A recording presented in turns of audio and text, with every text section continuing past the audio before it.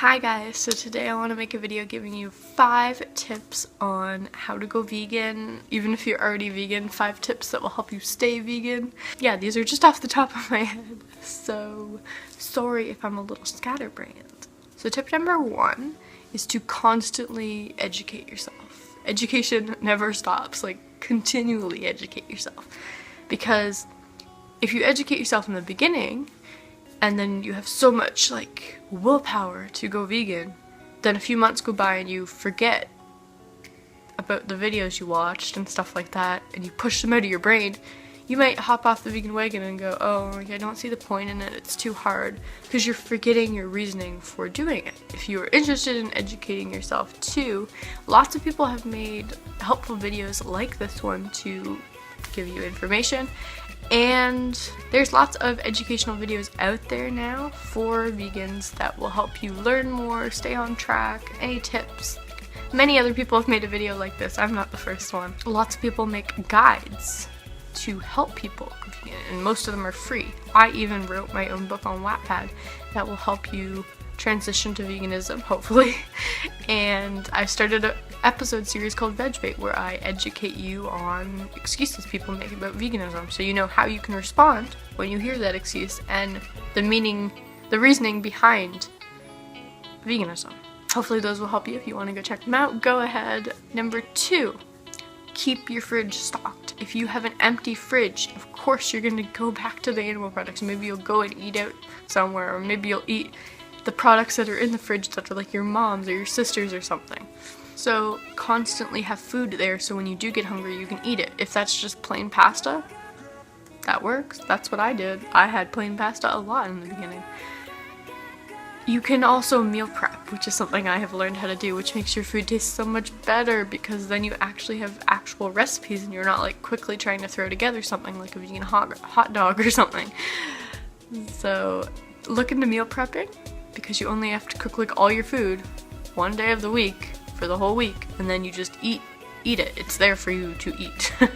Tip number 3 is to eat enough. So often when people go vegan, they're eating the same volume of food they ate before going vegan, because they feel like that's all their stomach can handle and that's what they're used to. And you need to eat more on a vegan diet because our food is so nutrient dense, but it's not calorically dense. So you need to eat a lot more food to get those nutrients. Like, you're gonna get a bunch of nutrients, but you need to eat a lot more to get enough calories to actually sustain yourself.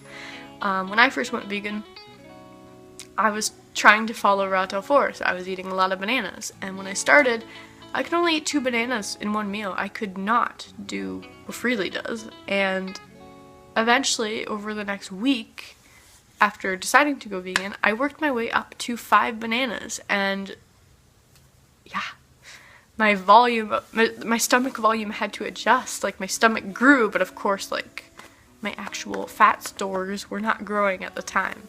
So eating a lot is not going to make you fat, especially when it's low in calories, because then you have to eat a lot more to get enough calories.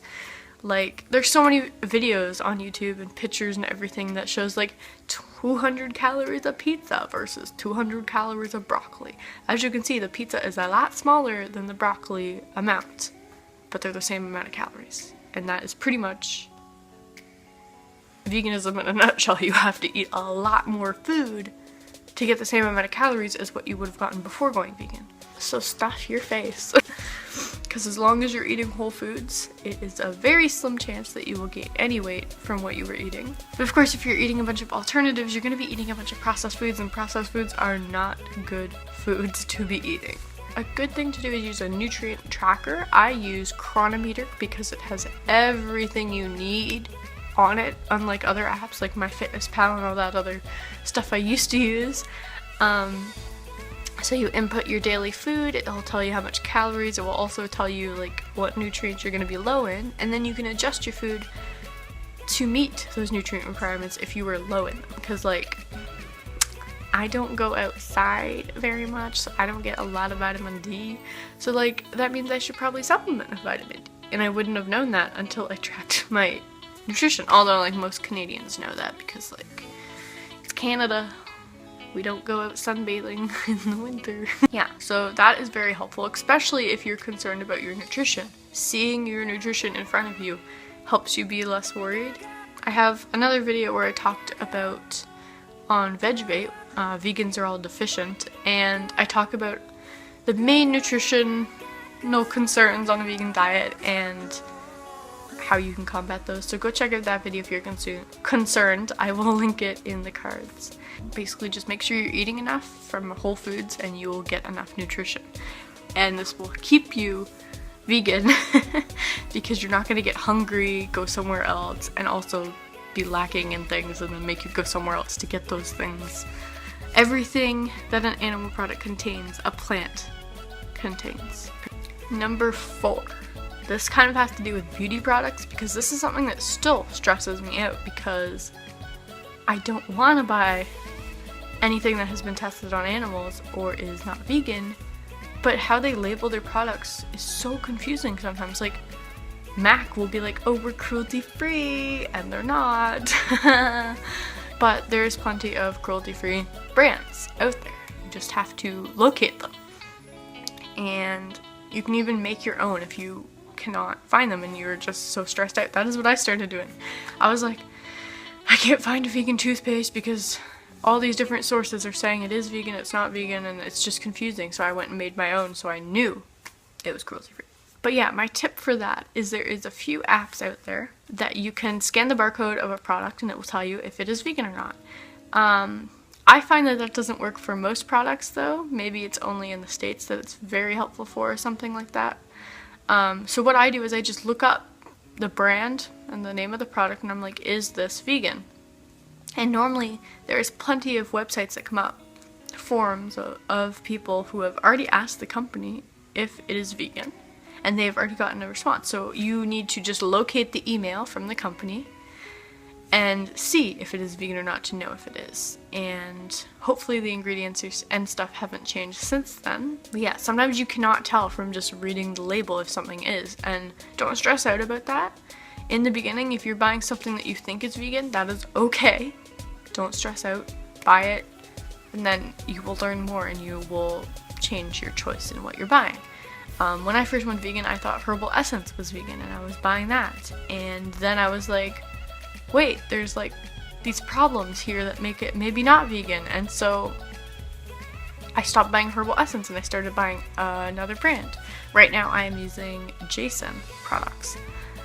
Although eventually I would like to make all my own products. Yes. Sometimes I also use Dr. Bronner's cast-off soap. I dilute it and then I use that because you can use it for anything, which is great. If you accidentally buy something that is not, or you learn is not later, months later, or something like that, you're doing what you know, and that's the best you can do. Yeah. So before you buy something, try to research it the night before.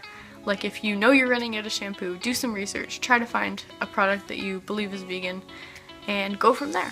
Yeah, because it gets really stressful when you need a product on the spot, like, oh my gosh, I ran out of shampoo and I need to buy shampoo today.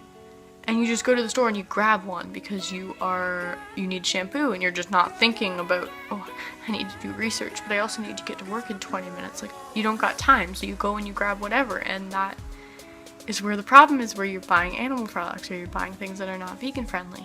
So do the research before, and then that will make you a lot less stressed out. And my last tip, number 5, if you make a mistake, it is okay. Because you were learning in the process of making that mistake. I have made so many mistakes. I made a video talking about the food mistakes I've made.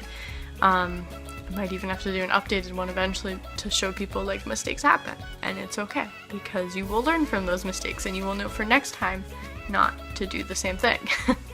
That's how learning happens. You make a mistake, you learn. Just try your best, and that is enough. That is okay. Trying your best is the best you can do. I don't know what other tips to give you guys, so I hope this was helpful enough. If you have any questions, just post them down below, and I will see you in another video. Bye!